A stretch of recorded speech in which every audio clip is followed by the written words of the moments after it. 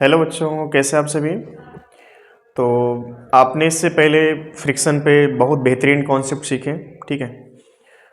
और इसमें क्या है ना कि फार्मूला सिर्फ एक है, बाकी जो क्वेश्चन है उनका जो कॉन्सेप्ट है वो क्वेश्चन के माध्यम से हम लोग समझते चलेंगे, ठीक है। स्टेप बाय स्टेप हमने क्या किया, लेवल को बढ़ाया। जैसे आपने इससे पहले क्या किया कि छोटे छोटे न्यूमेरिकल जहाँ पे एंगल ऑफ रिपोज की बात हुई, ब्लॉक हमने इंक्लाइन सरफेस से नीचे छोड़ा, ठीक है। तो जब जो बॉटम पर पहुंचेगा तो वेलोसिटी कितना होगी, एक्सीलरेशन कितना होगा, सारा कुछ हमने आपको बताया था, ठीक है। और फिर से हम ये बात आपसे बोल रहे हैं कि जो फ्रिक्शन फोर्स होता है वो केवल और केवल नॉर्मल रिएक्शन पर डिपेंड करेगा। अब जिन बच्चों को नॉर्मल रिएक्शन के बारे में थोड़ा सा कम आइडिया है, उनको हम एक छोटे से एग्जाम्पल के थ्रू समझाना चाहें। जैसे मान लो हमारे पास ये 3 ब्लॉक हैं, ब्लॉक नंबर 1, ब्लॉक नंबर 2 और ये ब्लॉक नंबर 3। इसको हम फाइनली क्वेश्चन में कन्वर्ट करेंगे। बस आप इसका पहले तरीका समझना, ये क्वेश्चन का मतलब है क्या। ये अब जैसे हम ये मान लेते हैं कि इन सभी का मास सेम है, इन सभी ब्लॉक का मास क्या है, सेम है। और ये सभी जो है ना कोएफिशिएंट ऑफ फ्रिक्शन म्यू वाली सरफेस पर रखे गए हैं। अब पहले केस में मान लेते हैं कि बॉडी को या ब्लॉक को हमने हॉरिजॉन्टल फोर्स अप्लाई करके खींचा, ठीक है। दूसरे केस में हम ब्लॉक को खींच रहे हैं कुछ एंगल पे, ठीक है। ये एंगल मान लेते हैं थीटा है, ठीक है, एफ फोर्स अप्लाई करके। और आखिरी वाले को हमने क्या किया, पीछे से धक्का दे रहे हैं हॉरिजॉन्टल से थीटा डिग्री पे। अब ये पूछा जाए तुमसे कि इन तीनों केस में फ्रिक्शन फोर्स का वैल्यू क्या है। तीनों केस में ये ब्लॉक मूविंग है, ब्लॉक कैसे मूविंग है, ठीक है। इन ब्लॉक का एक्सलेशन मान लेते हैं A1 है, एक का A2 और एक का A3, ठीक है। बहुत बेसिक से आप इसको समझिएगा, बहुत बेहतरीन न्यूमेरिकल है। तो क्वेश्चन ये पूछा जाएगा आपसे इसमें कि इन तीनों के एक्सलेशन का रिलेशन क्या होगा, इन तीनों केस में फ्रिक्शन फोर्स का वैल्यू कितना होगा। तो पहले आप ये बताओ, क्या इन तीनों केस का नॉर्मल सेम होगा। सबसे पहले नॉर्मल की बात करेंगे, क्योंकि friction force depends on normal reaction. Friction force depends on normal reaction. तो तुम ये बताओ पहले केस का नॉर्मल कितना होगा, mg नीचे लग रहा, ये क्या करेगा, सरफेस को परपेंडिकुलर दबाएगा, ठीक है। इसको देखो, इस f के दो कंपोनेंट होने हैं, एक बनेगा f cos थीटा और एक बन जाएगा यहां पर f sin थीटा, ठीक है। ऐसे आप इसको देखें, एक कंपोनेंट बनेगा यहां पर f cos थीटा और एक कंपोनेंट आएगा इसका निकल के f sin थीटा, ठीक है। चलो तुम ये बताओ कि इस केस में जो वेट होगा बॉडी का वो नीचे mg लग रहा होगा, नॉर्मल ऊपर मान लेते हैं n1 है, इसका वेट नीचे mg, नॉर्मल ऊपर n2 है। सबसे पहले इनके नॉर्मल रिएक्शन का हम कंपैरिजन कर लेते हैं कि नॉर्मल रिएक्शन कहाँ पर कितना हो रहा, ठीक है। क्योंकि नॉर्मल रिएक्शन ही डिसाइड करेगा फ्रिक्शन फोर्स उसी सरफेस के लिए कितना किसके लिए लगेगा, ठीक है। क्योंकि नॉर्मल सबके लिए सेम है नहीं। जैसे मान लो यहाँ पर n1 था नॉर्मल, यहाँ पर n2 इसको मान लो और ये नॉर्मल n3। तो पहला कर्तव्य आपका है कि आप नॉर्मल रिएक्शन का कैलकुलेशन निकालें। नॉर्मल रिएक्शन कितना होगा यहाँ पर mg पहले केस का। देखो यहाँ पर ब्लॉक को हम ऐसे खींच रहे हैं, ठीक है। जैसे तुम बॉडी को ऐसे खींचोगे तो बॉडी थोड़ा सरफेस से उठकर चलना चाहिए, है ज़मीन पर, लेकिन बॉडी थोड़ा सरफेस से हल्का फुल्का मतलब फ्री होकर चलना चाहिए। तो नॉर्मल यहाँ पे कम हो जाएगा। इस केस में क्या है, हम बॉडी को ऐसे धक्का दे रहे हैं, तो बॉडी ऐसे केस में क्या होगा, बॉडी थोड़ा ज़मीन को ज़्यादा दबा कर चलेगी। तो जहाँ पर बॉडी सरफेस को ज़्यादा दबाएगी वहाँ पे नॉर्मल ज़्यादा होगा, और जहाँ पर बॉडी सरफेस को कम दबाएगी वहाँ पे नॉर्मल कम होगा। तो इस केस का देखो नॉर्मल क्या बन जाएगा, mg दबाना चाहता है, f sin थीटा उठाना चाहता है, तो इस केस का जो नॉर्मल होगा n2 वो क्या बन जाएगा, बोलो mg minus f sin theta. चलो यहाँ के लिए बोलो नॉर्मल क्या बनेगा, mg नीचे दबाना चाहता है और इसकी हेल्प कौन कर रहा है यहाँ पर, एफ साइन थीटा। तो n3 बराबर क्या लिखोगे तुम, mg plus F sine theta. ठीक है, अब तुम नॉर्मल का रिलेशन देखो, नॉर्मल सबसे ज़्यादा कहाँ पर है, आखिरी वाले केस में, फिर उससे कम कहाँ पर है, देखो mg minus F sine theta, यहाँ पे नॉर्मल सबसे कम होगा, n3 सबसे ज़्यादा, उससे कम n1 होगा और सबसे कम n2 हो जाएगा। तो साइड में यहाँ पर हम लिख ले रहे हैं नॉर्मल का जो रिलेशन होगा सबसे ज़्यादा n3, फिर उससे कम n1 और सबसे कम n2 आएगा। कोएफिशिएंट ऑफ फ्रिक्शन इन तीनों केस के लिए सेम है, तो हम ये कह सकते हैं कि नॉर्मल पर फ्रिक्शन फोर्स डिपेंड किया है, friction proportional to normal reaction. तो तुम ये बताओ नॉर्मल जिसका ज़्यादा उसका फ्रिक्शन फोर्स क्या होगा, ज़्यादा। तो यहाँ पर फ्रिक्शन फोर्स क्या होगा, ज़्यादा, F3 अगर हम लिखें तो F3 क्या होगा, सबसे ज़्यादा, उससे कम F1 और सबसे कम जो है यहाँ पर हो जाएगा F2। यही बात समझ में। तुमसे अगर नीट लेवल पर क्वेश्चन पूछेगा तो इन तीनों केस में नॉर्मल का रिलेशन क्या होगा, इन तीनों केस में फ्रिक्शन फोर्स का वैल्यू ज़्यादा कहाँ पर होगा। ठीक है, हम डाटा भी नहीं मान रहे, हम डाटा यहाँ पर कुछ लेके नहीं चल रहे, कल की डेट में तुमको डाटा देगा, उस डाटा के व्याप पर तुम आंसर ला सकते हो कि यहाँ पर एग्जैक्ट वैल्यू क्या आएगी। ठीक है, तरीका वही रहेगा, बस क्या करना आपको। ठीक है, अब F3 तुमको लिखना है तो F3 बराबर क्या लिखोगे, म्यू इंटू N3, F1 बराबर क्या लिखोगे बोलो, म्यू इंटू mg। ठीक है, F2 बराबर क्या लिखोगे, mu into mg minus F sine theta. पल्ले पड़ रही बात। तो ये जो है ना फ्रिक्शन कैलकुलेशन हो गया।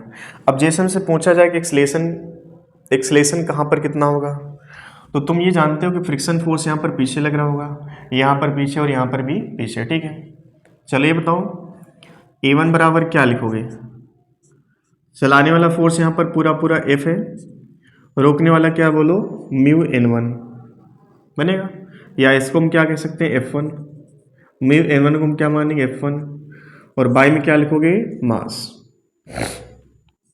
तो A1 बराबर मिला F minus mu mg by m, ये पहली कहानी। ऐसे तुम A2 कैलकुलेट करो, A2 बराबर क्या लिखोगे बोलो, A2 बराबर लिखोगे तुम F, अच्छा यहाँ पर क्या मिल रहा है, F cos थीटा, चलाने वाला फोर्स क्या, F cos थीटा, तो तुम लिखोगे यहाँ पर F cos theta minus mu into कितना लिखोगे, mg minus F sign theta. ठीक है, और बाई में क्या बन जाएगा बोलो, टोटल मास कितना है, m। थोड़ा और सिंप्लीफाई करो इसको, A2 बराबर क्या मिला, F cos थीटा माइनस क्या लिखें बोलो, म्यू mg, और ये माइनस माइनस क्या बन जाएगा, प्लस, क्या बन जाएगा बोलो, क्या बन जाएगा, plus mu F sine theta, और बाई में क्या मिल जाएगा, मास। ठीक है, चलो तुम ऐसे जो है यहाँ पे A3 कैलकुलेट करो, तो A3 कितना आएगा बोलो, चलाने वाला फोर्स यहाँ पर भी कितना है, F cos थीटा, रोकने वाला फोर्स क्या होगा, फ्रिक्शन कितना लिखोगे, म्यू इंटू, और यहाँ का नॉर्मल कितना बन रहा है देखो, यहाँ पर क्या लिखोगे, mg plus F sine theta, और बाई में क्या लिखे, मास। तुम बताओ A3 बराबर क्या लिखोगे, F cos theta minus mu mg minus mu F sign theta. ठीक है, और बाई में मास। अब तुम देख के बताओ एक्सलेशन ज़्यादा कहाँ पे है, एक्सलेशन का वैल्यू ज़्यादा कहाँ पर मिलेगा। तुम ये बात पहले जानते हो कि ये जो केस है ये वाला पर्टिकुलर, इसमें क्या है, बॉडी को हम थोड़ा सा उठा के चला रहे हैं। ठीक है, हम बॉडी को थोड़ा सा उठा के चला रहे हैं, तो यहाँ पर बॉडी को आसानी से मूव करवा सकते हैं। ठीक है, यहाँ पे नॉर्मल का मतलब यहाँ पे रोकने वाला फोर्स होगा वो थोड़ा सा कम आएगा, मतलब यहाँ पे एक्सलेशन सबसे ज़्यादा। यहाँ पर देखो बॉडी थोड़ा ज़मीन को दबा के चलेगी, मतलब यहाँ पर एक्सलेशन थोड़ा कम आएगा, और उस केस में एक्सलेशन जो होगा ना इससे कम आएगा बट इससे ज़्यादा आएगा। समझ में आ रही बात। तो जो एक्सलेशन का रिलेशन आएगा A3 हमारा क्या होगा, सबसे कम होगा, क्योंकि फ्रिक्शन यहाँ पर सबसे ज़्यादा मिल रहा था इसको। ठीक है, सबसे ज़्यादा क्या मिल जाएगा, A2, इससे कम में क्या मिलेगा तुमको, A1, और सबसे कम क्या मिलेगा तुमको, A3। ये एक्सलेशन का रिलेशन है। अब इसी में देखो क्वेश्चन हम तुमसे ये पूछ सकते हैं कि अगर हम ये बात क्लियर है कि एक्सलेशन जो है ना इस केस का सबसे ज़्यादा, क्योंकि बॉडी को हमने ऐसे खींचा है, खींचने पर होगा कि बॉडी थोड़ा सा उठ के चलेगी, तो यहाँ पर बॉडी में एक्सलेशन थोड़ा बढ़िया आएगा, अच्छा खासा आएगा। यहाँ पर एक्सलेशन बहुत पुअर हो, क्योंकि बॉडी को तुम जब चलाओगे ना तो बॉडी ज़मीन को ज़्यादा दबा के चलेगी, ठीक है। अच्छा, अगर ये मान लो कि इन सभी केस में हम ये कहते हैं कि फ्रिक्शन का वैल्यू 0 है, इफ म्यू इक्वल टू 0, तब तुम बताओ एक्सेलेरेशन का रिलेशन क्या बनता।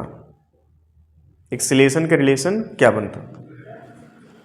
यहां पर बॉडी उठ के चलती, यहां पर बॉडी थोड़ा जमीन को दबा के चलती, तो बॉडी उठ के चले चाहे जमीन को ज़्यादा प्रेस करके चले, वो तब चीज़ें कंसीडर की जाएंगी तब जब यहाँ पर कोएफिशिएंट ऑफ फ्रिक्शन होगा। अगर स्मूथ सरफेस है तो उस केस में चाहे बॉडी थोड़ा उठ के चले चाहे बॉडी थोड़ा दब के चले, एक्सेलेरेशन में कोई चेंज नहीं आना है। समझ में आ रही बात? तो इन दोनों का एक्सेलेरेशन क्या होगा? आपस में इक्वल। बचा वो इस केस में एक्सेलेरेशन सबसे ज़्यादा होगा। अगर हम ये मान लेते हैं कोएफिशिएंट ऑफ फ्रिक्शन 0, तुम यहाँ पे रखो, देखो म्यू बराबर क्या बन गया 0, ये पूरा पैरामीटर क्या बन गया 0, क्या लिखोगे? A3 बराबर क्या बन जाएगा? F cos theta by m, और A2 बराबर बोलो क्या मिल जाएगा तुमको? F cos theta by m. क्या दोनों सेम दिख रहे हैं? अगर ये कंडीशन हम रखेंगे तो हमारे हिसाब से जो A2 निकल के आएगा that is F cos theta by m. ऐसे तुम देखो A3 बराबर क्या मिलेगा? F cos theta by m. A1 के पास चलो तो म्यू 0 रखने पर A1 बराबर क्या मिलेगा तुमको? F by m. तुम यहाँ पे देखो एक्सेलेरेशन जो ब्लॉक 1 का है, केस 1 का है, वो सबसे ज़्यादा, और बाकी जो दो केस हैं इनका एक्सेलेरेशन आपस में इक्वल होगा, ठीक है। कहानी में ट्विस्ट कब आया? जब यहाँ पर कोएफिशिएंट ऑफ फ्रिक्शन दिया गया। अगर कोएफिशिएंट ऑफ फ्रिक्शन नहीं दिया जाएगा तो इन दोनों केस का एक्सेलेरेशन सेम होगा, ठीक है। ये बेसिक सा अप्रोच था। इसमें क्वेश्चन दूसरा कैसे बन सकता है? एक ही कॉन्सेप्ट, एक ही तरीका है, बस क्या आगे इसमें क्वेश्चन का वैरायटी क्या हो सकता है। तो आप एक बार इसको देख लो, तुम 1 मिनट के लिए थोड़ा सुन लो, इसमें तुम्हें बहुत ज़्यादा हम समय बर्बाद करने के लिए नहीं कहेंगे, बाकी सारी बातें तुम घर में थोड़ा सा फिजिक्स से होते ना कि हमने ये बताया आपको, इसमें दूसरी पॉसिबिलिटी क्या हो सकती है, तीसरी पॉसिबिलिटी क्या हो सकती है, उसको सोचना है। अब हर एक बात को तुम लिखोगे तो समय फालतू वेस्ट होगा। तुम क्वेश्चन करो और क्वेश्चन करने के बाद उसमें सोचो कि इसमें और क्या क्या पॉसिबिलिटी हो सकती है। तो चलो हम मान लेते हैं कोएफिशिएंट ऑफ फ्रिक्शन 0 नहीं, ये पॉइंट हम यहाँ पर लिख रहे हैं, ठीक है। जो क्वेश्चन दूसरा बन सकता है इसमें वो हम पॉइंट यहाँ पर लिख रहे हैं, ठीक है। हम चाहते हैं कि इन तीनों का एक्सेलेरेशन सेम हो, हम चाहते हैं इन तीनों का एक्सेलेरेशन सेम हो, ठीक है। और ये जो बात हो रही है ना म्यू 0 वाली नहीं हो रही, म्यू 0 वाली बात नहीं हो रही। तो तुम ये बताओ, अगर तुम चाहते हो इन तीनों का एक्सेलेरेशन सेम हो तो क्या करना पड़ेगा तुमको? फोर्स का वैल्यू सेम अप्लाई करना पड़ेगा, डिफरेंट अप्लाई करना पड़ेगा। तो तुम बताओ, अगर एक्सेलेरेशन यहाँ पर, चूंकि इससे पहले क्या था, जब हमने सेम फोर्स अप्लाई किया तो एक्सेलेरेशन यहाँ पे सबसे कम, यहाँ पे एक्सेलेरेशन सबसे ज़्यादा, और वहाँ पर एक्सेलेरेशन थोड़ा इससे कम आया था। तो तुम ये बताओ, अगर तुमसे एक आ जाए कि इन तीनों केस का तुम्हें एक्सेलेरेशन बराबर चाहिए, तो बराबर एक्सेलेरेशन लाने के लिए पहले तुम ये देखो कि अगर सेम फोर्स अप्लाई किया जाता तो एक्सेलेरेशन क्या सेम था? एक्सेलेरेशन तब सेम नहीं था। A3 क्या यहाँ पे देखो सबसे कम है, हम चाहते हैं A3 बराबर हो जाए, तो यहाँ पर तुमको फोर्स, जिसका एक्सेलेरेशन सबसे कम है उस पर तुमको फोर्स सबसे ज़्यादा अप्लाई करना पड़ेगा ताकि इन तीनों का एक्सेलेरेशन सेम हो जाए। तो अगर हम कहते हैं कि पहले केस में फोर्स F1 अप्लाई करना पड़ा, दूसरे में F2, तीसरे में F3, तो तुम बताओ F3 सबसे ज़्यादा होना चाहिए इसके हिसाब से, क्योंकि यहाँ पर A3 क्या सबसे कम, और हम चाहते तीनों के एक्सेलेरेशन बराबर हो जाए, तो यहाँ पर मेहनत हमको ज़्यादा करनी पड़ेगी। इससे कम कहाँ पर अप्लाई करना पड़ेगा? 1 में। फिर सबसे कम कहाँ अप्लाई करना पड़ेगा आपको? 2 में। ये भी पूछ सकता है तुमसे, ठीक है। तो ये जो क्वेश्चन है दो तरह से आ सकता है। पहला क्वेश्चन ये आ सकता है कि सेम फोर्स अप्लाई करने पर तीनों में एक्सेलेरेशन का रिलेशन क्या होगा, फ्रिक्शन फोर्स का वैल्यू क्या होगा, नॉर्मल एक्शन का वैल्यू क्या होगा। ये पहला केस हो गया। दूसरा केस ये बन जाएगा कि हम चाहते हैं तीनों का एक्सेलेरेशन सेम हो जाए इन्हीं पर्टिकुलर 3 केस में। तो एक्सेलेरेशन सेम लाने के लिए हमको फोर्स इक्वल अप्लाई नहीं करना पड़ेगा, फोर्स हमको वहाँ पर ज़्यादा अप्लाई करना पड़ेगा जहाँ पर सबसे पहले एक्सेलेरेशन क्या था, सबसे कम था। जहाँ पर पहले कभी एक्सेलेरेशन सबसे कम था वहाँ पर फोर्स आपको सबसे ज़्यादा अप्लाई करना पड़ेगा। ठीक है, तो ये बात हो गई। अच्छा, ये बात अच्छे से आप नोट कर लो, इसमें कहीं डाउट हो कमेंट करके बताना। चलिए इसको एक बार देख लेना और अच्छे से घर पे।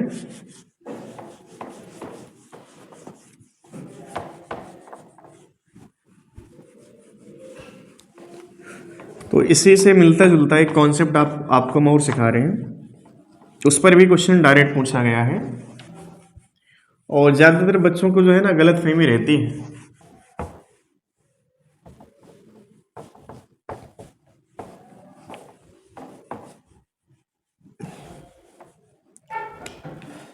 कहानी कुछ ऐसे पूछी गई थी, जैसे मान लो कोई एक सरफेस है, सरफेस पर हमने एक ब्लॉक रखा, इस ब्लॉक का मास m है, ठीक है, और कोएफिशिएंट ऑफ फ्रिक्शन यहाँ पर म्यू दिया है। कोएफिशिएंट ऑफ फ्रिक्शन कितना दिया है, म्यू, मास m है। क्वेश्चन ये पूछा गया कि हम कम से कम कितना फोर्स अप्लाई करें ब्लॉक पे, ब्लॉक पर कम से कम कितना फोर्स अप्लाई करें ताकि ब्लॉक में जस्ट मोशन की टेंडेंसी आ जाए। मोशन हो ना हो एक अलग चीज़ है, बट मोशन की टेंडेंसी आ जाए। क्वेश्चन आंसर समझिए। क्वेश्चन है कि कोएफिशिएंट ऑफ फ्रिक्शन म्यू पर ब्लॉक m मास का रखा गया, इस ब्लॉक पर कम से कम कितना फोर्स अप्लाई करें ताकि ब्लॉक में मोशन स्टार्ट हो जाए, एक्सेलेरेशन ना हो बट मोशन कंडीशन आ गई। ठीक है, तो पहली गलती बच्चा क्या करेगा, बच्चा सोचेगा कि यार इतना छोटा चुटकुला क्वेश्चन कैसे बन सकता है, बट वो चुटकुला तुमको दिख रहा है नहीं। तुम ये बताओ तुम गलती क्या करोगे। सबसे पहले उस गलती को हम दूर करते हैं। जो वेट होगा इसका नीचे क्या बन जाएगा, mg। ठीक है, नॉर्मल कितना होगा, बोलो बोलो, नॉर्मल कितना होगा, mg के इक्वल होगा। पीछे फ्रिक्शन फोर्स अधिकतम कितना लग सकता है, लिमिटिंग फ्रिक्शन की जो वैल्यू होगी वो कितना होगी, बोलो, म्यू mg। तुम जैसे ये कैलकुलेट किए कि limiting friction that is equal to mu mg, तुम उसी टाइम पर आंख बंद करके बोलोगे कि जो रिक्वायर्ड फोर्स होगा that is equal to mu mg। ये बात बिल्कुल सही है कि इस बॉडी को पीछे अधिकतम कितने फोर्स से पकड़ के बैठा होगा, फ्रिक्शन म्यू mg से, और हमको अगर इसे चलाना है तो हमें कम से कम इतना ही फोर्स आगे लगाना पड़ेगा। समझना इस बात को, फ्रिक्शन इतने फोर्स से बॉडी को पीछे पकड़ के बैठा है, हम चाहते हैं बॉडी को मूव करवाना, तो मूव करवाने के लिए कम से कम इतना ही फोर्स हमको आगे अप्लाई करना पड़ेगा। पर तुमसे क्वेश्चन हम आज ये पूछ रहे हैं, क्या इस बॉडी को less than mu mg force apply करके हम चला सकते हैं। अगर तुम इसको देखो तुम्हारे हिसाब से क्या लग रहा है कि जो बॉडी पर फोर्स अप्लाई होना चाहिए कम से कम म्यू mg के बराबर, तो क्वेश्चन ये बन सकता है, क्या बॉडी पर less than mu mg force apply करके बॉडी को मूव करवाया जा सकता है, तो आंसर यस। अगर इससे कम फोर्स पर बॉडी चल सकती है तो वो जो कम फोर्स होगा दैट विल बी मिनिमम, ये मिनिमम नहीं है, इससे कम पर भी काम चल सकता है, तो जो कम होगा उसको ही सबसे कम कहा जाएगा। ये अभी कम नहीं है, ये तो अधिकतम वैल्यू है ना, इस अधिकतम वैल्यू के अगेंस्ट हमें इतना ही फोर्स अप्लाई करना पड़ेगा। तो अगर ये पूछा जाए कि इससे कम फोर्स पर अप्लाई करके हम बॉडी को चला सकते हैं तो हम कहेंगे यस। अब उसके लिए कंडीशन क्या, भैया आपको हमने जस्ट कहानी सिखाई है, कहानी आपको हमने क्या सिखाई कि अगर हम बॉडी पर फोर्स हॉरिजॉन्टल अप्लाई करें तो फ्रिक्शन 100% क्या आएगा, म्यू mg। अगर हम इसी फोर्स को कुछ एंगल पर लेके चले, मेकिंग सम एंगल थीटा, अब ये एंगल कितना होगा ये तुम्हें ढूंढना है अभी। ठीक है, इस f को हम, चूंकि बॉडी जितना सरफेस से उठ के चलेगी उतना कम नॉर्मल और उतना ही कम फ्रिक्शन का वैल्यू, और जितना कम फ्रिक्शन का वैल्यू उतनी आसानी इस बॉडी को मूव करवा सकते हैं। समझ रहे इस बात को, बॉडी जितना उठ के चलेगी सरफेस से उतना कम फ्रिक्शन का नॉर्मल की वैल्यू होगी, और नॉर्मल कम मतलब फ्रिक्शन का वैल्यू भी कम होगा, और फ्रिक्शन का वैल्यू कम होने का मतलब ये हुआ कि बॉडी तुम आसानी से मूव करवा सकते हो। समझ में आ रही बात। चलो, अब हमको ये नहीं पता कि जो फोर्स है हॉरिजॉन्टल से किस एंगल पर अप्लाई किया जाए, ठीक है।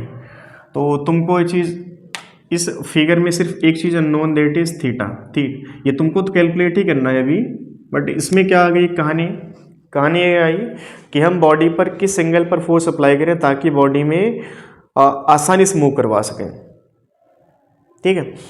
तो चलिए, इस एफ का कंपोनेंट यहाँ पर क्या बन जाएगा बोलो, एफ कॉस थीटा। ऐसे वर्टिकल क्या आएगा बोलो, एफ साइन थीटा। अब तुम समझ गए कि जो नॉर्मल होगा वो एम जी से थोड़ा कम हो जाएगा, ठीक है। तो नॉर्मल क्या लिखे बोलो, m g minus F sine theta, m g minus F sine theta, ठीक है। चलो, फ्रिक्शन फोर्स की वैल्यू लिख लेते हैं। फ्रिक्शन पीछे कितना लग रहा होगा, एफ। तो एफ बराबर क्या बन गया बोलो, म्यू इंटू एन। एन बराबर बोलो m g minus F sine theta, मतलब mu m g minus mu F sine theta, ये फ्रिक्शन आ गया, ठीक है।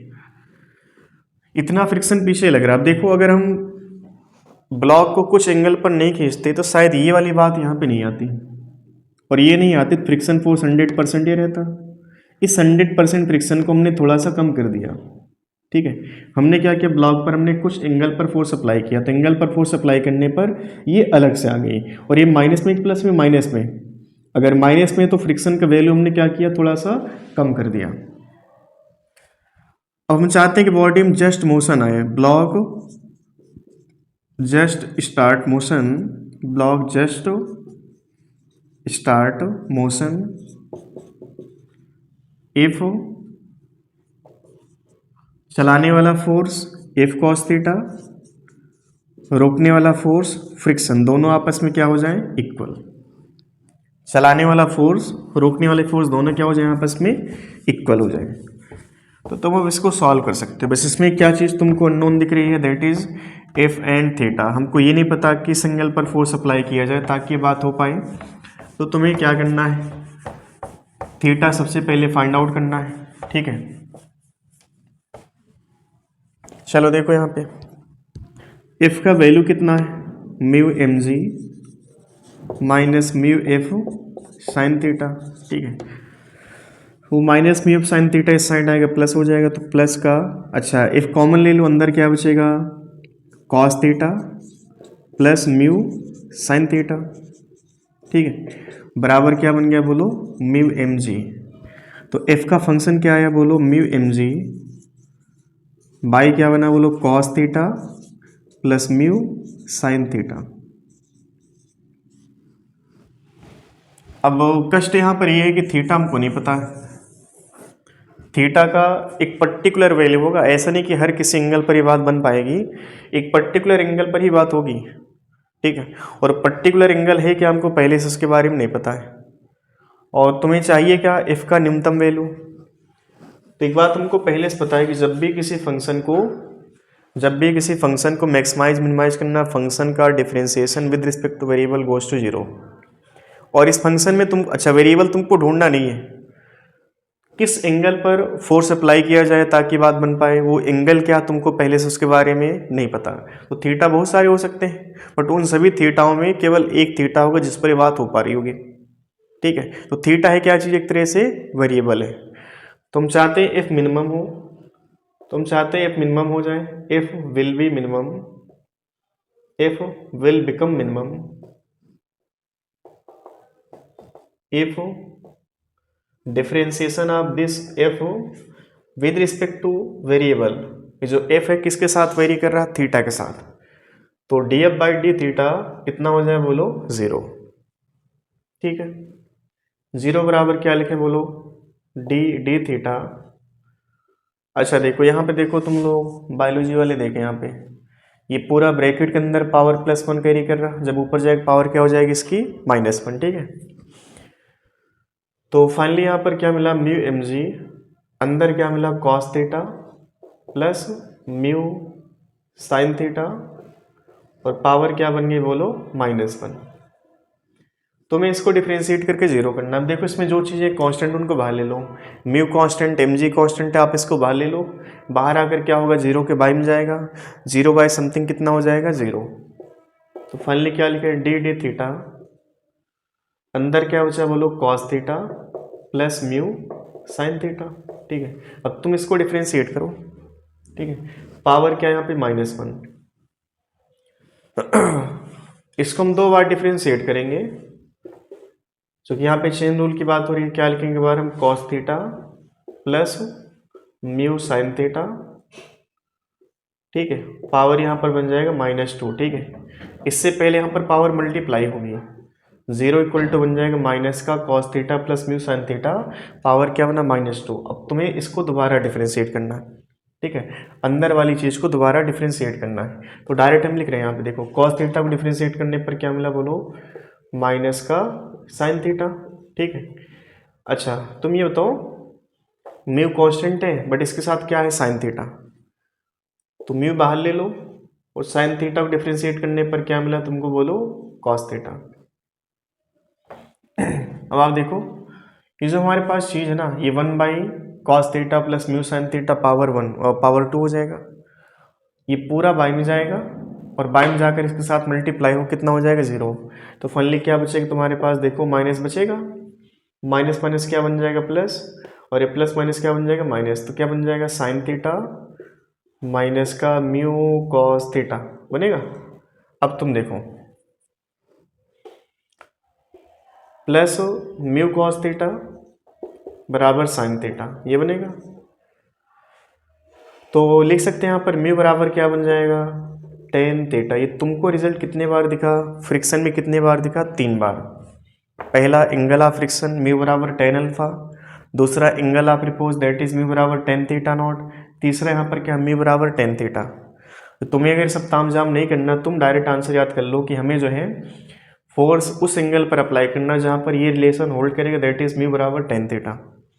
म्यू बराबर टेन थीटा वाली कंडीशन पर हमें फोर्स अप्लाई करनी है। समझ में आ रही बात। तो अब देखो यहाँ पे थोड़ा सा कलाकारी करें हम यहाँ पे, टेन थीटा बराबर क्या होता है बोलो, परपेंडिकुलर बाई बेस, ये थीटा हो गया। तुम बताओ टेन थीटा बराबर म्यू है तो आप इसको 1 से डिवाइड कर लो, क्योंकि म्यू बाई 1 मतलब म्यू होगा। ठीक है, सामने म्यू बनेगा, ये 1 बनेगा, बोलो ये कितना बनेगा, √1 प्लस म्यू स्क्वायर बनेगा। अब तुम बाकी बातें कर सकते हो। एफ का वैल्यू हमें मिनिमम चाहिए, तो मिनिमम वैल्यू कहाँ पर मिला, म्यू बराबर टेन थीटा पे। ठीक है, चलो एफ मिनिमम कितना आएगा, म्यू एम जी। ठीक है, और बाय में क्या देखो, cos theta plus mu sine theta. Cos theta बराबर क्या लिखे हैं, बेस बाई हाइपोटेनियस। बेस कितना हमारे पास बोलो 1, तो 1/√1 प्लस म्यू स्क्वायर। ठीक है, plus mu sine theta. Sine theta कितना बोलो, साइन थीटा कितना है, mu by √1 plus mu square. ठीक है, और इसको सिंप्लीफाई करो। देखो अब तुम समझ गए होगे क्या करना है यहाँ पे, ये बेस वाली चीज़ क्या है, कॉमन है, ऊपर जाएगी। ठीक है, तुम्हारे पास आंसर क्या बचेगा, 1 प्लस म्यू स्क्वायर। ठीक है, तो एफ मिनिमम का जो वैल्यू आएगा that will be mu m g. Mu m g अंदर क्या मिलेगा बोलो, 1 प्लस म्यू स्क्वायर और इस पूरे की पावर 1/2। ठीक है, नीचे क्या बचेगा बोलो, 1 प्लस म्यू स्क्वायर बचेगा। ठीक है, अब रिजल्ट की शक्ल मान लो ऐसी नहीं है, आंसर की शक्ल ऐसी नहीं, तो थोड़ा सा इसको तुम चेंज कर सकते हो। हालांकि हम कैलकुलेशन को आगे बढ़ाना चाहें बढ़ा सकते हैं। तो ये जो कैलकुलेशन देखो फाइनली आप यहाँ पे देख लो। अच्छा देखो ये जो है ना, ये क्या, 1 प्लस म्यू स्क्वायर पावर 1/2। अगर इसको हम नीचे ही रखते तो क्या 1 प्लस म्यू स्क्वायर बनता, और बाई में क्या बनता, 1 प्लस म्यू स्क्वायर पावर 1/2। ऊपर ले जाते क्या बन जाता, पावर -1/2, या इसको ऊपर ले गए फिर आप इसको नीचे ले जाओ तो क्या बन जाएगा, 1 प्लस म्यू स्क्वायर पावर 1, और ये जब नीचे जाएगा तो क्या बन जाएगा, -1/2। तो 1 -1/2 दैट इज 1/2। तो जो डिज़ायर रिजल्ट है, जिसकी शक्ल हमको चाहिए आंसर की, तो आंसर की शक्ल ऐसे मिलती है तुमको, एफ मिनिमम बराबर मिलेगा म्यू एम जी बाय मिलेगा आपको 1 प्लस म्यू स्क्वायर √, ऐसी शक्ल मिलती है आंसर की। तो ये एक बेहतरीन कॉन्सेप्ट था इसमें कि अगर हम बॉडी को चलाना चाहते हैं तो चलाने के लिए कम से कम जो फोर्स होता है वो म्यू एम जी नहीं होता है, म्यू एम जी से कम पर भी हम बॉडी को चला सकते हैं। और म्यू एम जी से कम जो फोर्स होता है कितना होता है, mu m g by root of 1 plus mu square. तुम इसको डायरेक्ट याद कर लो। तुम ये सब बातें सीखने के बाद तुम्हारे पास जब क्वेश्चन आएगा कि कोई बॉडी जिसका मान लो कुछ वैल्यू दिया, कोएफिशिएंट ऑफ फ्रिक्शन का मास कुछ दिया है, ठीक है, अगर कोएफिशिएंट ऑफ फ्रिक्शन यहाँ पर दिया है, मास दिया है, तो फाइनली तुमसे पूछेगा कि बॉडी को हम चलाना चाहते हैं तो बॉडी पर कम से कम कितना फोर्स अप्लाई किया जाए, तो उसके लिए तुम डायरेक्ट फार्मूला अप्लाई करना, ठीक है। ये नहीं करना कि तुम पहले इसका डेरिवेशन करना, डेरिवेशन करने के बाद तब तुम यहाँ पर पहुँचना, उसके बाद फिर डाटा रखना। सीखना सारा कुछ है, कॉन्सेप्ट बिल्कुल 100% क्लियर होनी चाहिए, ठीक है। अब ये नहीं कि हम डायरेक्ट इसको फार्मूला में तब्दील कर देते हैं कि देखो ये क्वेश्चन है और इसका फार्मूला ये बन जाएगा, तो फार्मूला तुमको रटना नहीं, सीखना है फार्मूला कैसे आया है, ठीक है। क्योंकि जब चीज़ों को तुम सीखने वाली बातें करोगे ना, तब फिर पढ़ने में मजा आएगा, ठीक है। रटना नहीं है, बायोलॉजी या केमिस्ट्री की तरह तुमको रटना नहीं है कि तुम इसको जो है देखे और देखने के बाद इसका आंसर तुम ये आंसर याद तो करना ही करना अल्टीमेट, बट तुमको सारे तरीके जो है ना, देखो यहाँ पर मैथमेटिक्स कितनी बढ़िया मिल गई तुमको, नॉर्मल कितना होता है, ठीक है, ये हम पहले सीखेंगे तब जाके इसको याद करेंगे ना तो याद हो जाएगा। तुम डायरेक्ट याद करो, गारंटीड याद नहीं होना है, ठीक है। तो इसको तुम छाप लो एक बार।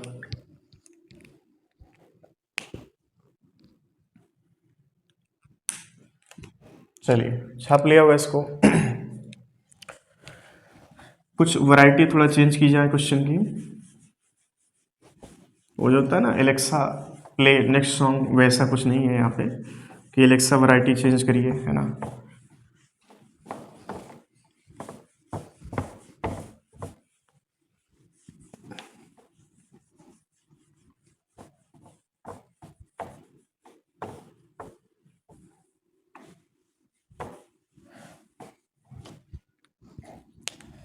चलिए कुछ क्वेश्चन आपको देखो, जैसे क्वेश्चन का हम तरीका आपको बताते जा रहे हैं, क्वेश्चन आपको मिलेंगे, तुम डाटा रख लेना, आंसर तुमको मिल जाएगा वहाँ पे, ठीक है। बस तुम तरीका सीखो, तरीका क्वेश्चन में क्या क्या बन सकता है। जैसे मान लो कोई ब्लॉक है, हमने क्या किया कि इसको इंक्लाइन सरफेस पे रखा, ठीक है, ब्लॉक को इंक्लाइन सरफेस पे रखा, ठीक है, और इस सरफेस का कोएफिशिएंट ऑफ फ्रिक्शन म्यू दिया है, मास सेम है ब्लॉक का।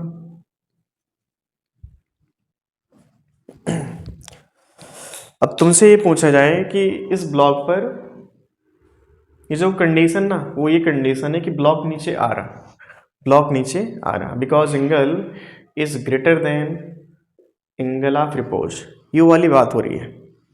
और ये बात हम पहले जानते हैं कि अगर एंगल ऑफ रिपोज से अधिक होगा तो बॉडी को नीचे आने से कोई रोक नहीं पाएगा। रोकने वाला हालांकि होगा, बट वो उतना समर्थ नहीं, उतना कैपेबल नहीं होगा, ठीक है। तो क्वेश्चन ये कि जैसे इस कंडीशन पर ब्लॉक नीचे आ रहा, हम चाहते हैं ब्लॉक नीचे ना आए। पहले तुम ये बताओ, नीचे लाने वाला फोर्स क्या इसका खुद के वेट का एक कंपोनेंट आएगा जिसको हम कहेंगे हिंदी में mg साइन थीटा, क्या कहेंगे mg साइन थीटा। और इस mg साइन थीटा को कैंसिल आउट करने के लिए फ्रिक्शन कहाँ लग जाएगा, ऊपर, कितना लग जाएगा बोलो, म्यू इंटू एन। अब हमको ये बात पहले से पता है, ये बात तुमको पहले से पता है कि जो n होगा यहाँ पर mg कॉस थीटा के बराबर होगा, ठीक है। क्या लिखें इसको बोलो, mu mg cos theta friction. तो म्यू mg कॉस थीटा यहाँ पर उतना कैपेबल नहीं है कि इसको खत्म कर सके, ठीक है। तो ब्लॉक नीचे आ रहा, ब्लॉक के पास कुछ एक्सीलरेशन होगा।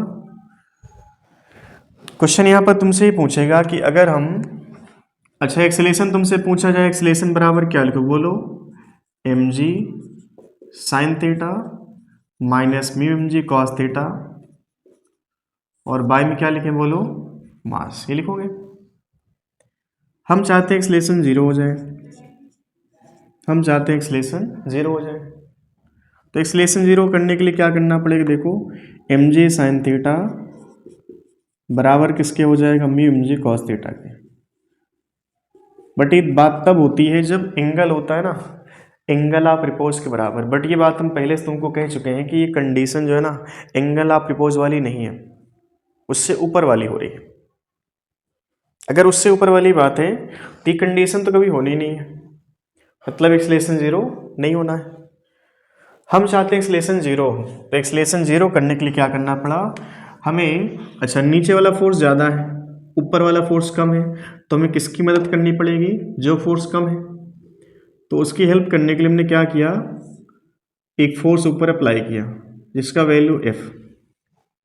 समझना, ये कहानी क्लियर हुई। तो तुम ये बताओ कि अगर तुम चाहते हो ब्लॉक नीचे ना आए तो उसके लिए तुम्हें एक अलग से फोर्स यहाँ पर लगाना पड़ेगा। क्वेश्चन यहाँ पर ये पूछा गया,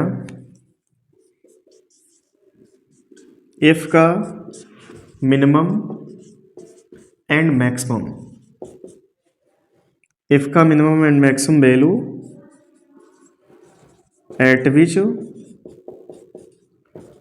block will remain at rest, eight which block will remain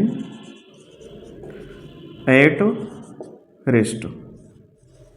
ठीक है, eight which block will remain at rest. तो इसके बारे में थोड़ा सोचो एक मिनट कि यहाँ पर दो फोर्स क्यों आए।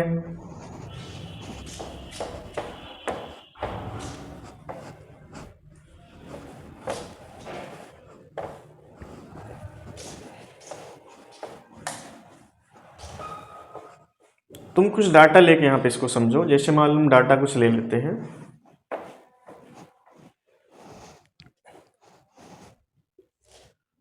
ये एक रफली डाटा हमने मान लिया, कुछ एंगल है, इस एंगल का वैल्यू कुछ था, मास कुछ है इसका, उसके भी यहाँ पर mg sin थीटा का जो वैल्यू है वो डाटा रखने पर ये पता चला कि मान लो है 60 न्यूटन। ठीक है, और फ्रिक्शन फोर्स का वैल्यू ऊपर जो बन रहा उसका वैल्यू केवल है 40 न्यूटन। तो तुमसे पूछा जाए कि F का मिनिमम वैल्यू क्या हो, जो F हम अप्लाई कर रहे हैं ऊपर, इस F का मिनिमम वैल्यू क्या रखा जाए ताकि ब्लॉक में कोई मूवमेंट ना हो, ब्लॉक में कोई मूवमेंट ना हो। तो तुम देखो नीचे लाने वाला फोर्स कितना 60, रोकने वाला फोर्स कितना है 40, तो क्या रोक पाएगा इसको? नहीं रोक पाएगा। तो हमें हेल्प करने के लिए हम उतनी हेल्प करें ताकि ब्लॉक में कोई मूवमेंट ना हो। ठीक है, तो ब्लॉक में मूवमेंट नहीं चाहते, मतलब नेट फोर्स कितना हो जाए 0। 0 करने के लिए क्या करना पड़ेगा बोलो, F प्लस 40 बराबर 60 लिखना पड़ेगा। फाइनली F का वैल्यू कितना बना 20 न्यूटन। तो जो F का वैल्यू है कम से कम कितना होना चाहिए 20 न्यूटन।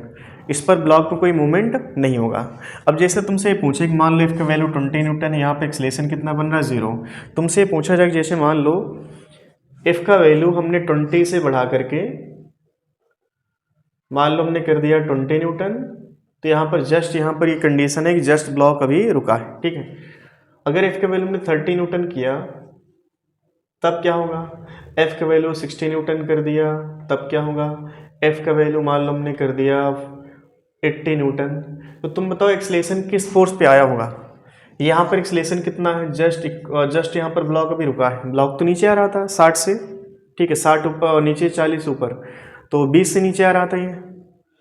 हमें इस 40 की हेल्प करने के लिए कितना लगाना पड़ा 20। अब 20 से तुमने बढ़ाकर 30 कर दिया, तुम्हारा मन मान लो कि चलो भाई थोड़ा सा और हेल्प की जाए, 20 से बढ़ाकर 30 कर दिए, तो 30 करने पर क्या ब्लॉक ऊपर जाएगा, या 30 से बढ़ाकर 40 तुमने कर दिया, 40 से फिर 60 कर दिया, फिर 80 कर दिया। तो इस 20 के बारे में पता कि इस 20 पर एक्सेलरेशन कितना है 0। क्या इस 30 पर एक्सेलरेशन 0 होगा? Answer yes. यहाँ पर एक्सेलरेशन 0, 60 पर कितना होगा एक्सेलरेशन बोलो 0, 80 पर एक्सेलरेशन कितना होगा 0। अगर हम फोर्स बढ़ाते बढ़ाते फाइनली हमने क्या किया कि हमने इसको 90 न्यूटन किया, तब भी एक्सेलरेशन कितना रहेगा बोलो, हमने 100 कर दिया, हमने इसको 110 कर दिया, बोलो बोलो कितना बनेगा एक्सेलरेशन। 90 पर कितना होगा, 90 पर एक्सेलरेशन 0, 100 पर एक्सेलरेशन कितना 0, 110 पर एक्सेलरेशन क्या बनेगा नॉन जीरो। थोड़ा समझो, फ्रिक्शन ये कभी नहीं चाहता कि बॉडी में कोई मूवमेंट हो। जिस सरफेस पर बॉडी रखी गई उस पर वो बॉडी उस सरफेस से कभी अलग हो ही ना।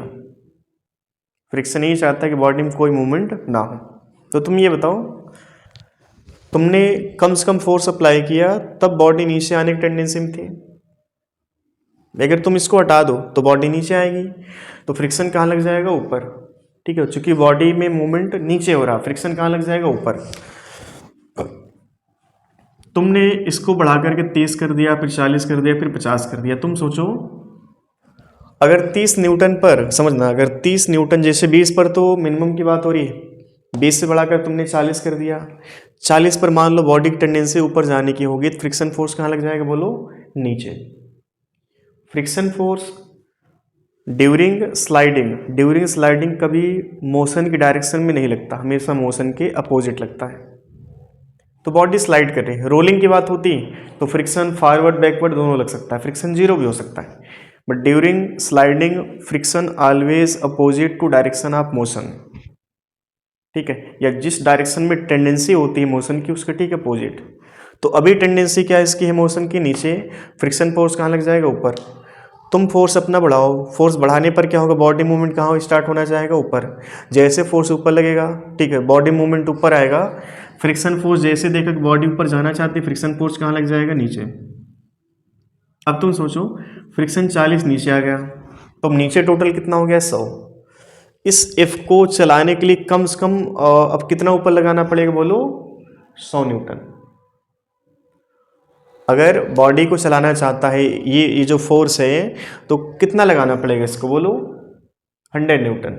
तो ये बताओ कि जो इस एफ का वैल्यू आया है, इस एफ का कम से कम वैल्यू कितना आया है, 20 न्यूटन। इस 20 न्यूटन पर बॉडी जस्ट नीचे आने से रोकी गई है, लेकिन तुम अपना एफर्ट बढ़ाते जाओ, बॉडी में टेंडेंसी कहाँ होगी, ऊपर जाने की। जैसे ऊपर जाने की टेंडेंसी है, फ्रिक्शन फोर्स कहाँ लग जाएगा, नीचे। तो तुम ये बताओ 40 और 60 मिलकर 100 हो गए, तुमने इसको 40 किया, नीचे 100 लग रहा, कोई मूवमेंट नहीं। तुम इसको बढ़ाते चले जाओ, बढ़ाते चले जाओ, अगर तुमने 60 किया, उस 60 पर फ्रिक्शन कितना हो जाएगा, 0, कि 60 नीचे, 60 क्या हो जाएगा, ऊपर, फ्रिक्शन कितना होगा, 0। तुम इसको बढ़ाओ 80, तो 80 में देखो 60 ये रहेगा, बाकी जो हेल्प होगी फ्रिक्शन करेगा, कितना करेगा बोलो, 20 की। फ्रिक्शन है 40, लेकिन कितनी हेल्प करे, केवल 20 की। तुम इसको 90 कर दो, ठीक है, एफ को 90 कर दो, 60 ये तो लगना ही लगना है, ये अपने आप को एडजस्ट करता है, सेल्फ एडजस्टिंग फोर्स होता है। तो 40 से बढ़ाकर क्या करेगा, 20, अभी यहाँ पर कितना लग रहा था ये, ठीक है, 60 है, ये 80 हुआ तो 20 आया, ये 90 हुआ तो 60 30 90, ठीक है। तो अधिकतम जो साथ दे सकता है, फ्रिक्शन कितने दे सकता है बोलो, 40 का। तो दोनों मिलकर कितना हो गया, 100। तो 100 तक बॉडी में कोई मूवमेंट नहीं होगा, 100 न्यूटन तक बॉडी में कोई मूवमेंट। जैसे तुमने 110 किया, अभी देखो 60 और 40 मिलकर 100 ही रहे, ये 110 हो गया, मतलब कि 10 का जो बल होगा उससे बॉडी ऊपर मूव कर जाएगी। तो ऐसे एफ के जो वैल्यू है, एफ के वैल्यू हैं वो कितने हो सकते हैं जहां पर बॉडी में कोई मूवमेंट ना हो, तो आंसर बनेगा आपका इनफाइनाइट। एफ के कितने वैल्यू हो सकते हैं नंबर के, इनफाइनाइट हो सकते हैं, जहां पर बॉडी मूवमेंट नहीं करेगी, ठीक है, बॉडी में कोई मूवमेंट नहीं होगा, ठीक है। तो इस पर भी बढ़िया न्यूमेरिकल बनते हैं। अब तुम बताओ इसके बारे में, तुम लिख सकते हो, क्या लिखोगे बोलो, नीचे लाने वाला फोर्स कितना, mg sin थीटा। तो हम लिखेंगे एफ हो, पहले हम लिखेंगे एफ का न्यूनतम मान कितना बनेगा, म्यू mg cos थीटा, ये दोनों मिलकर किसके बराबर होंगे, mg sin थीटा के, ठीक है। तो एफ का जो मिनिमम वैल्यू आएगा यहाँ पर, जिससे बॉडी को हम नीचे आने से रोक सकते हैं, वो कितना रहेगा बोलो, mg sin theta minus mu mg cos theta, ठीक है। ये F1 आ गया। ऐसे F का इसके बाद नंबर क्या हो सकता है, हालांकि नंबर तो बहुत सारे हो सकते हैं, लेकिन जो अधिकतम नंबर आएंगे जहाँ पर बॉडी में कोई मूवमेंट नहीं होगा, that will B F2 mg sin theta plus mu mg cos theta. Minimum में क्या किया आपने, देखो मिनिमम के लिए क्या किया, यहाँ पर माइनस था, मैक्सिमम के लिए क्या किया तुमने, प्लस कर लिया, ठीक है। तो तुमसे जब भी क्वेश्चन, अब देखो यहाँ से हम क्या करेंगे, क्वेश्चन ढेर सारा बनाएंगे जहाँ पर बात होंगी मिनिमम एंड मैक्सिमम वाली। तो जब मिनिमम की बात करेंगे हम, तो मिनिमम का मतलब क्या होता है कि बॉडी जहाँ जाना चाहते है उसको जाने दो, ठीक है, उस कंडीशन में जो रिक्वायर्ड वैल्यू होगी उसको हम कहेंगे मिनिमम। फिर बॉडी को जो मूवमेंट है, जैसे यहाँ पर देखो बॉडी नीचे जाना चाहती, माइनस आया, अब इस फोर्स पर क्या बॉडी ऊपर जाना चाह रही है, तो क्या बन गया प्लस, इसको आप मैक्सिमम कहोगे जहाँ पर एक्सलेशन 0 है, इसको क्या कहोगे, मिनिमम, ठीक है। तो तुम्हें केवल इसको कैलकुलेट करना है, समझना, आगे चल के हम कम से कम कई वैरायटी क्वेश्चन करवाएंगे, उन सभी में तुमसे 2 बातें पूछी जाएंगी, मिनिमम एंड मैक्सिमम, ठीक है। तो मिनिमम तुमको कैलकुलेट करना है, इसको कैलकुलेट करना है, इसमें बस थोड़ा चेंज करना है। चेंज क्या करना है, मिनिमम में जहाँ पर माइनस वहाँ पर प्लस, जहाँ पर प्लस वहाँ पे माइनस, बस ये करना तुमको, ठीक है। इसको नोट कर लो आप।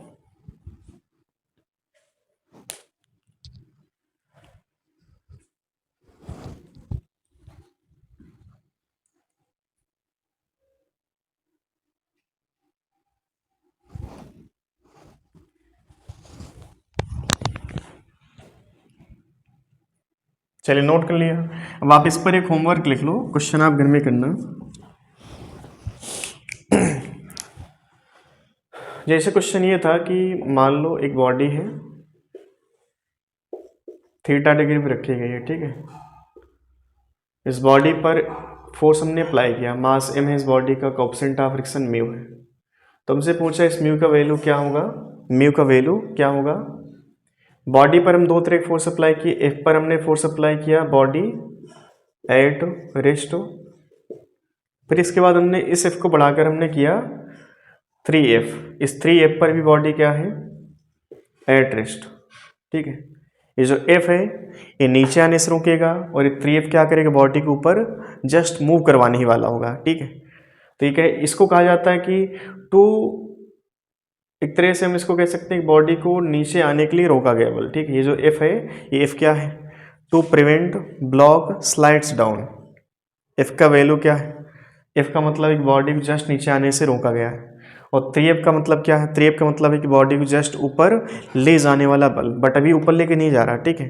तो ये कंडीशन थी कि बॉडी f पर रुकी, 3f पर भी रुकी है। तुमसे पूछा इस सरफेस का कोएफिशिएंट ऑफ फ्रिक्शन कितना होगा, ठीक है।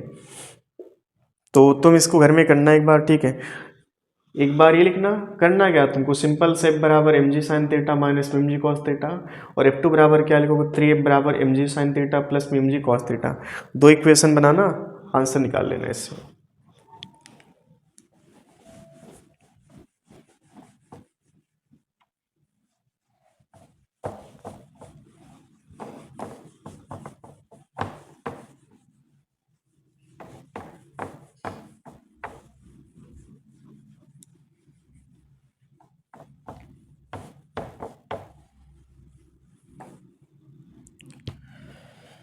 चलो कुछ ऐसे भी क्वेश्चन मिलते हैं तुमको, ये क्वेश्चन आप होमवर्क के तौर पे लिख लेना। जैसे मान लो एक टेबल है, इस टेबल पर एक चेन रखी है, ठीक है। उस चेन को हम क्या कर रहे हैं, चेन को हम हौले हौले धीरे धीरे नीचे खिसका रहे हैं, ठीक है। तो चेन जो है ऐसे ही नीचे हैंग करवा रहे हैं। अब होगा क्या कि चेन हैंग करवाते चले गए, तो कुछ टाइम बाद ये हो कि चेन का जो पार्ट हम हैंग करवा रहे हैं वो इस चेन को नीचे लाना चाहेगा। जो टेबल के ऊपर चेन रखी गई है उस चेन को, वो जो वेट होगा नीचे हैंग कर रही है चेन का, वो नीचे लाना चाहेगा। तो यहाँ पे क्वेश्चन है कि यूनिफॉर्म चेन है, ये बेसिक सा चुटकुला है, यूनिफॉर्म चेन, ठीक है। यूनिफॉर्म चेन है, लंबाई इसकी L है, मास M। क्वेश्चन इसमें पहले ये बनता है, ये टेबल थी, ठीक है, और कोएफिशिएंट ऑफ फ्रिक्शन म्यू दिया है। क्वेश्चन ये है व्हाट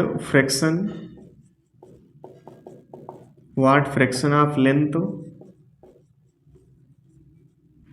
लेंथ ऑफ चेन,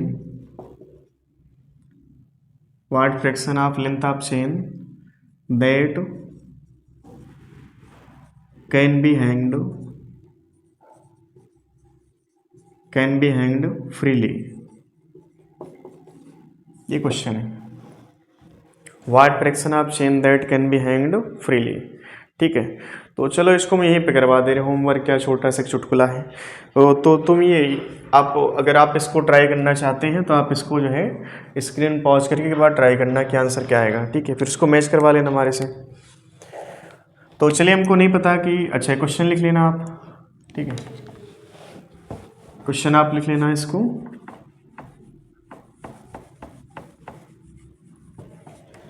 हमको नहीं पता इस चेन का कितना पार्ट टेबल के नीचे हैंग करवा जाए। मान लेते हैं x, तो x पार्ट क्या नीचे है, टेबल के ऊपर कितना होगा L माइनस एक्स, ठीक है। टेबल के ऊपर कितना होगा L-6।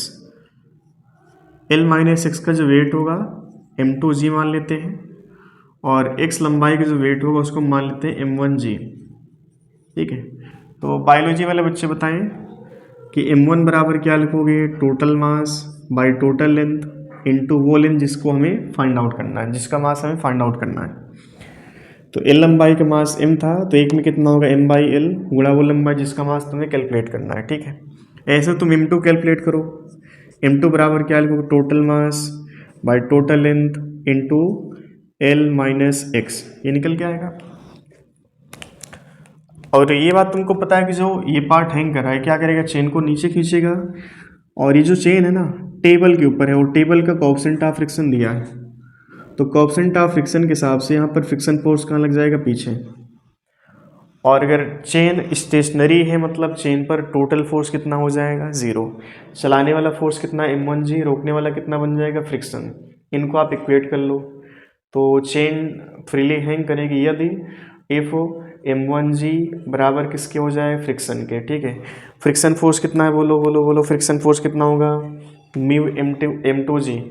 और हम M1 बराबर क्या लिखें, चलो पहले डाटा लिखते हैं, M1G, और फ्रिक्शन फोर्स क्या लिखें, बोलो म्यू M2G लिखें क्या।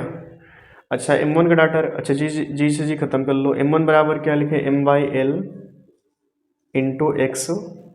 M2 बराबर क्या लिखें, M/L into L-x। M/L cancel out,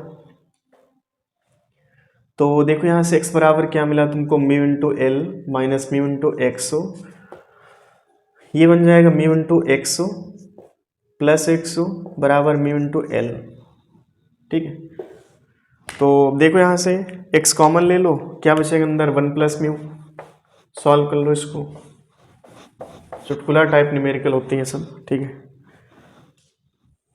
देखो क्या लिखेंगे यहाँ पर, x कॉमन लेने पे म्यू इंटू L और बाई में 1 प्लस म्यू, ये बनेगा आंसर। ठीक है। ये जो हमने पूछा वो चीज़ नहीं पूछी है, ये तो कितना पार्ट हम चेन का हैंग करवा सकते हैं, कितना पार्ट चेन का हैंग करवा सकते हैं।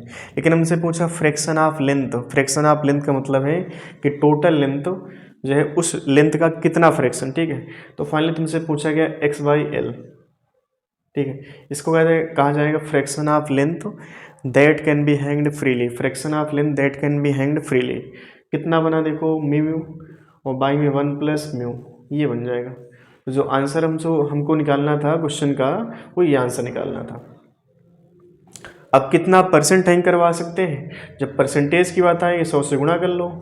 x/L बराबर mu by 1 plus mu into क्या करें, बोलो 100, ये किस में आ जाएगा, परसेंटेज में।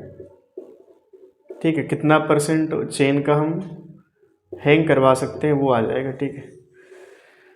चलो जैसे तुम ये बताओ,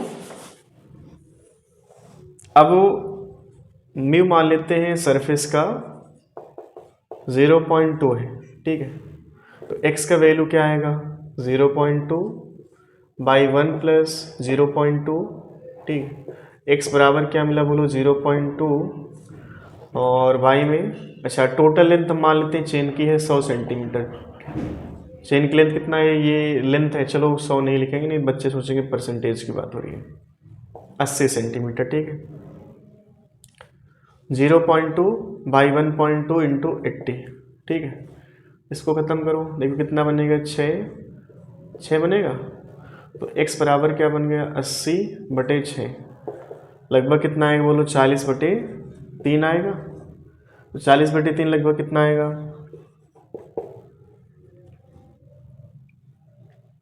ये 1 और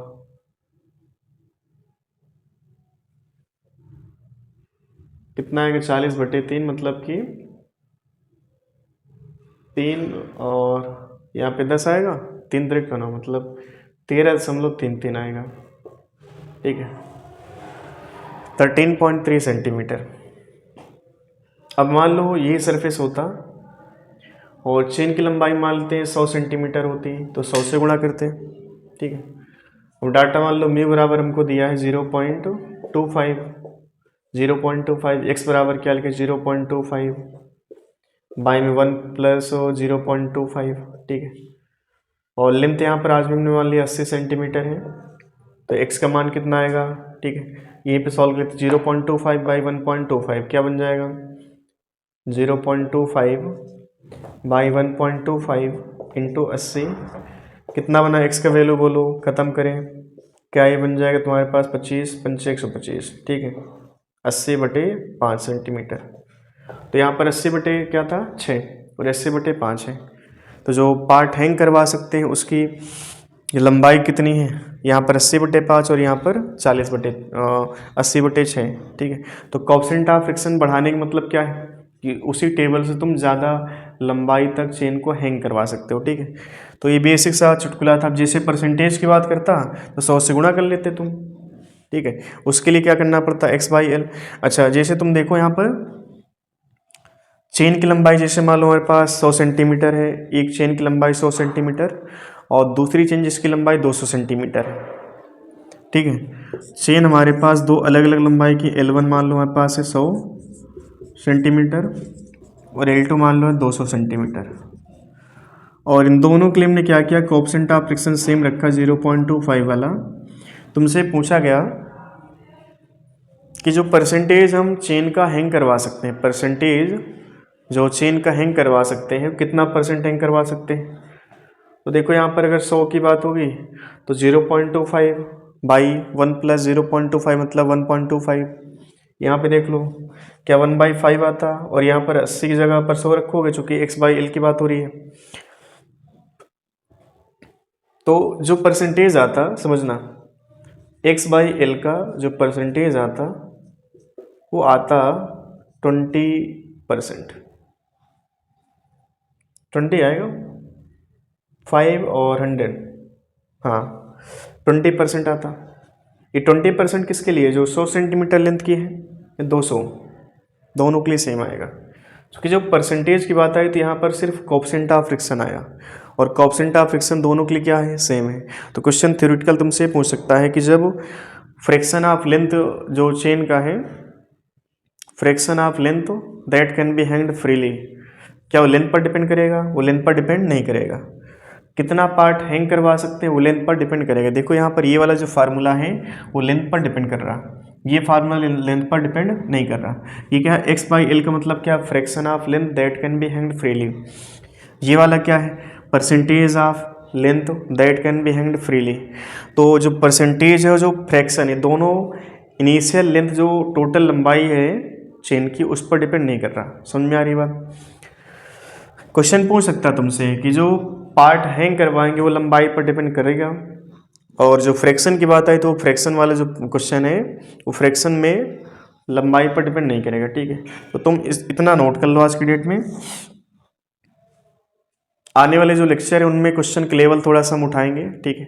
ये चुटकुले टाइप न्यूमेरिकल, ठीक है, ये सीखना अच्छी बात, लेकिन नीट लेवल की बात हो रही है, बट जे लेवल तक तुमको जाना है। जे लेवल के लिए तुम्हें और इससे बेहतरीन न्यूमेरिकल करना पड़ेगा, और वो चीज़ हम आपको देंगे, ठीक है। बट स्टार्टिंग में अगर देंगे तो पता चला कि बच्चा जो है बेहोश हो गया कि इतना हाई फाई न्यूमेरिकल, ठीक है, फिर पता चला कि दोबारा वो जो है हिम्मत ना कर पाए, ठीक है। तो पहले तुमको जो है ना, तुम्हें पहले जो है अंदर से कॉन्फिडेंस दिलवाना है कि हाँ तुम कर सकते हो, ठीक है। तो अगर तुमको वो चीज़ पता है तो फाइनली तुम जो है कर सकते हो। अगर तुम्हें बिल्कुल भी नहीं आइडिया है, तुम डायरेक्ट स्टार्टिंग से हाई फाई लेवल गए, फिर फाइनली पता चला कि तुम उस चीज़ से निगेटिव हो गए, तो निगेटिव होने के बाद फाइनली तुम उस चीज़ कर नहीं पाओगे, ठीक है। तो एक छोटी सी तुमको कहानी सुनाते हैं इसी बात पे। जैसे एक बार ऐसा हुआ कि एक मेंढक था जो कि बहरा था, मेंढक बहरा था, और उस मेंढक का लाइफ में एक ही सपना था कि वो जो है एक पहाड़ी थी, मतलब काफ़ी ऊंचाई वाली थी, उस पहाड़ी को मतलब वो फतेह करना चाह रहा था, उस पर मतलब चढ़ना चाह रहा था, ठीक है। सबकी लाइफ में कुछ ना कुछ टारगेट होता है, तो मेंढक भी टारगेट बना के चल रहा था कि मुझे जो है कभी ना कभी इस पहाड़ी को चढ़ना है। बहुत सारे मेंढक थे उसके आसपास, ठीक है। तो बाकी मेंढक उसको समझाते कि यार इतनी ऊंचाई चढ़ो, पता चला कि वहाँ से तुम्हारा फिसल गए पैर वैर, तो फाइनली तुम्हारी जो उस दिन तुम्हारा राम नाम सत्य हो जाएगा। बट वो मेंढक अंदर से मतलब वो ठान के बैठा था कि यार मुझे जो है पहाड़ी चढ़ना है, ठीक है। अब वो सबसे अच्छी बात क्या है कि बहरा था, सबसे अच्छी बात थी बहरा था, ठीक है। तो एक दिन उसने क्या किया, उसने पूरे शहर में ढिढोरा पिटवाया कि आज मैं इस पहाड़ी को फतेह करूँगा, ठीक है। तो सबको सभी मेंढक इकट्ठा हुए कि यार चलो देखते हैं, आज तक बहुत बड़े बड़े मतलब बलवान आए, इस पहाड़ी को नहीं चढ़ पाए, ये कैसे चढ़ेगा। तो सभी लोग इकट्ठा हो गए, चढ़ना शुरू किया। बाकी मेंढक जो है जैसे कुछ ऊंचाई पे चढ़ा तो बाकी मेंढक चिल्लाने लगे, ठीक है। अब कुछ कुछ उसमें से उसके फ्रेंड भी रहे होंगे जो कि थोड़ा मानते होंगे कि यार कहीं ये इंसान अगर इस दुनिया से चला गया दोबारा वापस नहीं आएगा, ठीक है। चढ़ने लगा, बाकी सब लोग क्या किए, चिल्लाने लगे कि तुम जो है नहीं कर पाओगे, तुम नीचे आ जाओ, गिर गए तो ऐसा वैसा, खूब चिल्ला रहे थे। और मेंढक भाई साहब बह रहा था, पीछे मुड़ के देखता तो देखता कि सब लोग चिल्ला रहे। उसको ये लगता कि भाई साहब ये सब लोग कह रहे हैं कि तुम कर सकते हो, कर सकते हो, कर सकते हो। मेंढक को और जोश आता कि यार ये सब लोग जब मेरा सपोर्ट कर रहे हैं तो मैं कर सकता हूँ अब, ठीक है। और ऊपर चढ़ता, फिर देखता पीछे से जो नीचे लोग थे वो सब चिल्लाते कि तुम जो है नहीं कर पाओगे, तुम नीचे आ जाओ, ठीक है। उसको और जोश आता। ऐसा करते करते फाइनली वो चढ़ गए। इस कहानी का सिर्फ एक मोटो है कि अगर तुम्हें कुछ करना है तो तुमको जो नेगेटिव चीज़ें हैं ना, तुमको अगर कोई कहता भी कि तुम नहीं कर सकते तो फाइनली उनको किनारे कर दो। तो वो जो मेंढक था वो इसलिए कर पाया कि वो बहरा था। अगर उसको एक बार भी सुनाई दे जाता, अगर वो मान लीजिए कान से सुन सकता था, अगर उसको एक बार सुनाई दे जाता कि तुम ये चीज़ नहीं कर सकते, तो उसके माइंड में भी शायद वो बात जाती और बात शायद माइंड में गूंजती कि यार शायद ये इंसान, ये जो लोग हैं ना सब सही करें, इनकी बातों में कुछ थोड़ा वो सच्चाई हो भी सकती है कि शायद मैं नहीं कर सकता, ठीक है। तो अगर माइंड में 1 भी% अगर कोई कहता है, चाहे वो तुम्हारे अड़ोसी पड़ोसी, तो अक्सर करके क्या करते हैं कि वो पूछते हैं कि भैया तुम्हारा सिलेक्शन हुआ कि नहीं हुआ, है ना। तो वो लोग जो है ना, जो ये सब चीज़ें, वो सबसे पहला पॉइंट तुमको मोटिवेट नहीं करेंगे, तुम भाई जाओ इस बार झंडे गाड़ के आना, वो सब तुमसे नहीं कहेंगे, ठीक है। वो तुम्हारे पेरेंट्स को हो सकता है निगेटिव भी कर दें कि अरे तुम्हारा बिटवा गया है वहाँ पे, है ना, रंगीन दुनिया में खो गया है। तो वो ऐसी चीज़ें मतलब जो है निगेटिव है, उनको किनारे करके चलना है। अगर तुमको करना है, जेई लेवल की तैयारी करनी है, तो उसके लिए सबसे पहला पॉइंट है कि लेवल का जो क्वेश्चन आता है तुम्हारे, वो लेवल क्या है, ठीक है। चुटकुले टाइप तुम पढ़ाई कर लोगे, उससे तुम सीख सकते हो, थोड़ा सा कॉन्फिडेंस आ सकता है, तुम कुछ चीज़ों तक मतलब जा सकते हो। लेकिन जो एक्चुअल वो जो प्रॉब्लम्स जिनको तुम्हें फेस करनी है, अगर उनको पहले से फेस करना नहीं सीखा तो गारंटीड तुम नहीं कर पाओगे। जो मेंढक था वो पहली बार में नहीं चढ़ गया, ठीक है। उसने कई बार कोशिश भी की थी और कई बार वो गिरा भी, ठीक है। लेकिन उसके दिल में एक बात थी कि यार मुझे इस पहाड़ी को चढ़ना है, तो आखिरी में चढ़ भी गया,